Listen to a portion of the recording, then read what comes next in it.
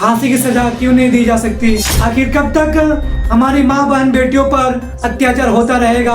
अब बेटी को रेप कराओ की ये सरकार है। नमस्कार, अगर आप मेरे चैनल में नए हो तो इस चैनल को सब्सक्राइब करें और मेरे वीडियो को शेयर जरूर करें। आप जो स्क्रीन में वीडियो देख रहे हैं, ये यमन जैसे देशों में बलात्कारों को सजाए मौत दी जाती है और ये सजा किसी चार दीवारी के अंदर नहीं दी जाती है, बल्कि ये सजा देश के आम नागरिकों के सामने दिया जाता है। इसीलिए विदेशों में कानून का शासन चलता है।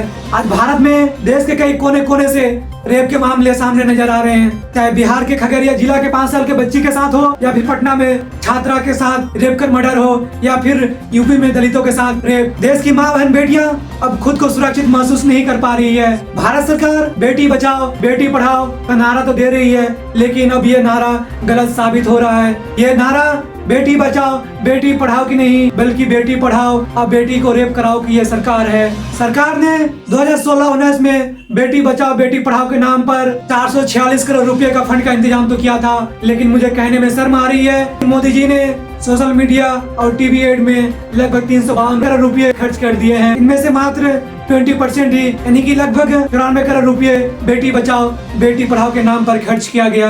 आखिर कब तक हमारी माँ बहन बेटियों पर अत्याचार होता रहेगा? आखिर सरकार क्यों चुप है? आखिर कठोर कानून रेपिस्टों के लिए क्यों नहीं ला पाती है? जब मोदी जी के माँ के नाम पर पूरा बिहार बंद किया जा सकता है, तो हमारी माँ बहन बेटियों के नाम पर बंद क्यों नहीं हो सकता? रेपिस्टों को सजा क्यों नहीं मिलती है? फर्स्ट ट्रैक कोर्ट का गठन क्यों नहीं हो पाता है? जब एक दिन में भारत में नोटबंदी हो सकती है, तो एक दिन में भारत में रेपिस्टों को फांसी की सजा क्यों नहीं दी जा सकती? सरकार की चुप है, जवाब क्यों नहीं दे पा रही है? मुझे कहने में जरा सा भी घबराहट नहीं हो रही है कि बीजेपी सरकार सिर्फ राजनीतिक पार्टियां ही नहीं चलाती, बल्कि एक इंस्टीट्यूशन भी चलाती है, जिसमें एक से एक बड़े गधे तैयार किए जाते हैं, चाहे दिल्ली के सीएम रेखा गुप्ता हो, रवि किसान हो, या फिर मैथिली ठाकुर हो, या फिर कंगना रनौत हो। मैं नाम लेकर थक जाऊंगा, लेकिन इनके सूचियां कम नहीं होंगी। यह है बीजेपी सरकार। इन लोगों को देश की वास्तविक मुद्दे नजर नहीं आते हैं, बल्कि सिर्फ हिंदू मुस्लिम की राजनीति करने आती है। आज हमारा देश इतने धार्मिक मुद्दों में बढ़ गए हैं कि ना एजुकेशन, एम्प्लॉयमेंट,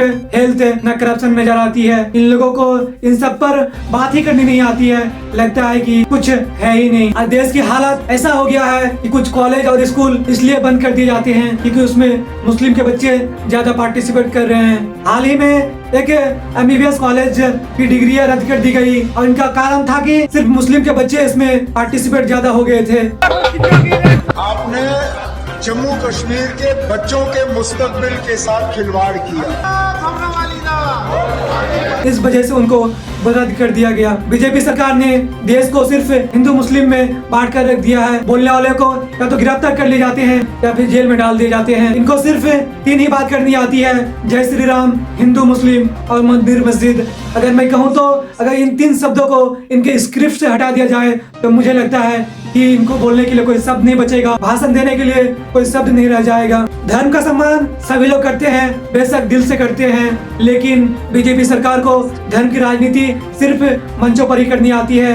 तो आप लोग क्या सोचते हैं? अपनी राय कमेंट में जरूर दें। धन्यवाद।